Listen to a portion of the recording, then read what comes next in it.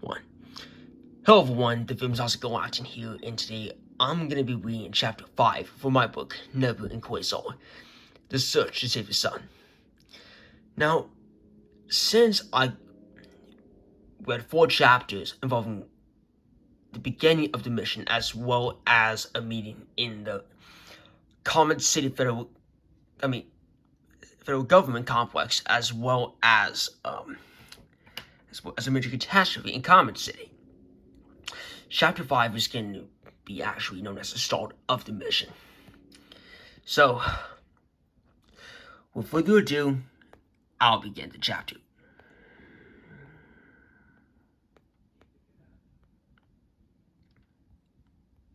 So, here goes. Chapter 5. Imprisonment and the preparation for the event. Beginning like any other day on April 14th, 2002, Nebula and Quasar was starting their usual morning walk throughout Comet City after a period of eating breakfast and brushing their teeth like any other day that they woke up on. As they walked throughout Comet City and its 179.94 known quadrangular skyscrapers and buildings as a result of what had happened between Pinhead and Bubble Hub in Comet City to begin with. As they proceeded to be on duty, they were watching everything as always as time proceeded to go by. So Quasar, since we are on duty, is there anything that we can be able to discuss based on the missions as well as some points that could be possible to have, or is it something that we need to discuss so that way we can be able to understand what's going on? Said Nebula, who was questioning Quasar on certain things that need to be completely discussed as a result. Oh, it's nothing much, Nebula. I mean, there are also things that we may need to do as space cops. However, there is not much we can be able to do based on what you completely explained to us as a complete result, since we are space cops for the Comet City Police Department to begin with. As a complete result, said Quasar, who was to continue to walk throughout Comet City and the 179.94 Northern quadrangular skyscrapers and buildings. Alright then, if there's anything that you may discuss, then that will be based on what you need to explain on if there has to be something that can serve as the best interest, said Nebula, who was then walking with Quasar throughout Comet City.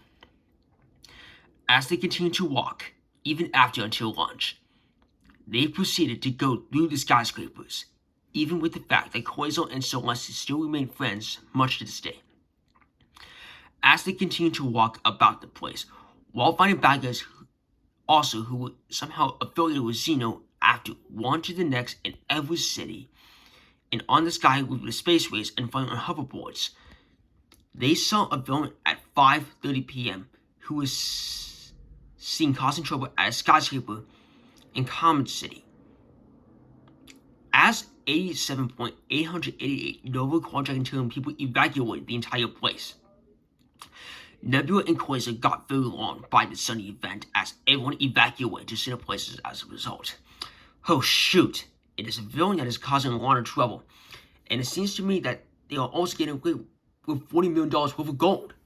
We cannot let them get away with this form of mischievousness, said Nebula, who was the first to be armed as a complete result.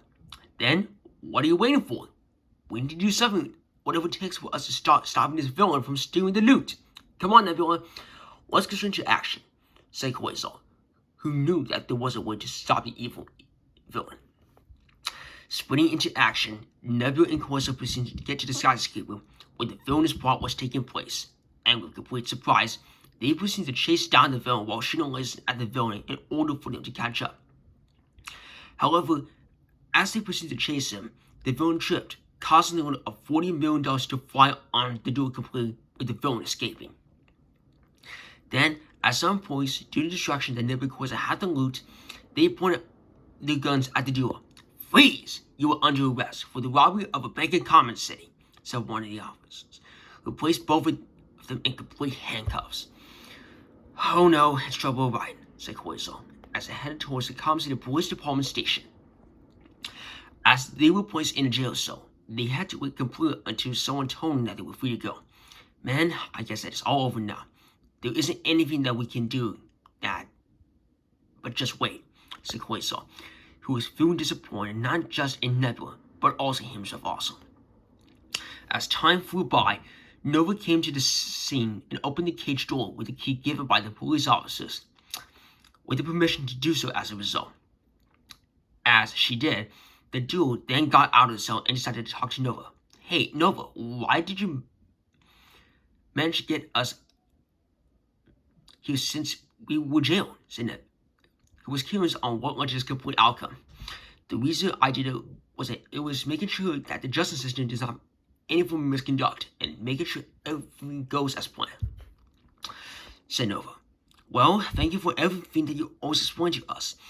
I couldn't have ever thought what would become of us, said Quasar, who was now becoming serious about being a space cop and doing whatever it takes to save everyone that they understand. There will be times when it feels like the world's against you, but you two are the greatest gifts the world has ever seen. Believe it, said Nova, who was doing her best to assure the duo that everything will be okay.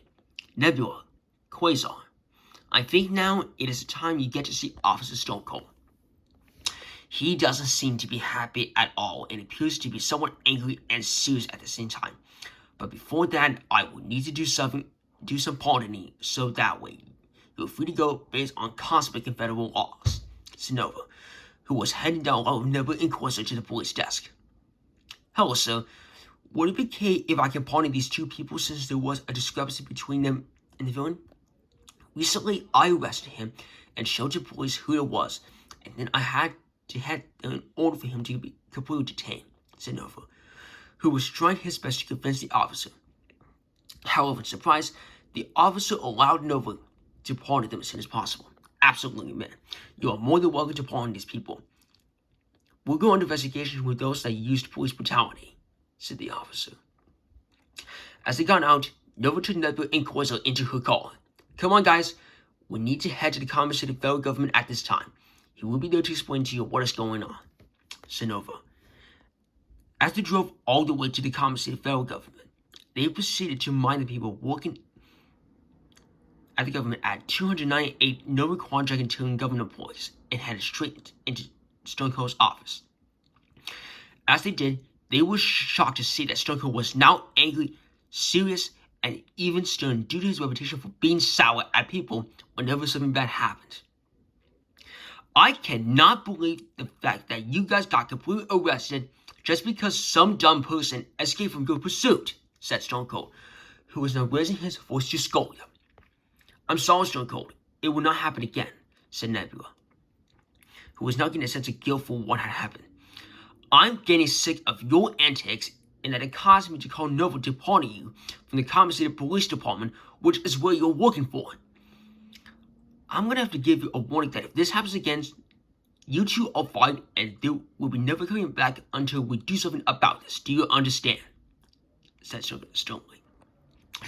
Yes, we understand, Stone Cold. We will not do it again, said Quasar, who was now getting fearful of losing his job and being broke as a result. Alright then lesson learned. Alright. Nebula, Quasar, there's an emergency. Looks like the sun gave up on itself. The news replacement sun that was installed was destroyed by other than Xeno and has caused a lot of turmoil for almost everyone that we have been able to explain. Cities are being shut down and families are being scared. It's a serious emergency. Once a new one is installed, that replacement sun isn't going to stay on by itself. We need a miracle, said Stone Cold, who was completely explaining the entire purpose behind everything and was aware of what was going on. They think we're the bad guys. However, we're not because of the fact that we have been working very hard to protect everyone in the galaxy, said Quasar, who was now realizing what the mission was truly about. Absolutely. In the meantime, I will leave you to prepare for this mission. Have a good time. Nova and Starshore will also work with you as you start the mission and do whatever it takes. Keep up the good work, said Stone Cold, who was waving a final goodbye until the mission was complete. The duo then also waved a goodbye in respect before leaving the compensated federal government complex. As they did, they had a talk. It looks like we're gonna have to do this for the better. We can't let Xeno do whatever it takes to cause so much trouble that everyone is at risk, said Quasar, who was getting more and more concerned about the mission involving High Gear as well as Ash. I agree. Tomorrow, Nova and Sunstro will go with us, and we will continue to find more bosses until we get to the place where we can stop that Xeno, said Nebula, who was now doing whatever it took to put the galaxy in good hands. After eating dinner and going to sleep, they rested for the upcoming day that would soon go in the eyes of many. Meanwhile, in Comet City, a report for the #1 news network in the IPF solar system, the Galaxy News Network, was on air by its top reporter, City Saturn. Good evening, I'm City Saturn for GNN. We interrupt this program for breaking news today, as this is happening now. The galaxy is under a serious galactic emergency as the replacement was completely destroyed by Xeno, one of the most wanted people in the galaxy. According to CCFG officials, there was an attack on April 13, 2002 by two criminals, Bubble Hub and Pinhead, who were then later arrested by two citizens known as Nebula and Quasar. According to most statements, there was seen in the city involving an attack where hundreds of Nova quadrillions of people had to evacuate due to bubbles being generated, which has been linked to Xeno and his heinous acts. And most news that are also happening, Nebula and Quasar are not preparing for something bigger, which can lead to hope. The question for this is, will they do it, and will they be able to save the galaxy for tomorrow? Until next time, stay careful out there, said City Saturn as she was continuing to make the report to warn the public about the potential threats from Xeno, all until now. So that will be the end of Chapter 5. Chapter 6 is going to be tomorrow, so if you like this video, don't forget to hit the like button down below, and also please subscribe to the Famous House of Galactic. More videos will be coming soon as the point of vote for this book. Have a good night.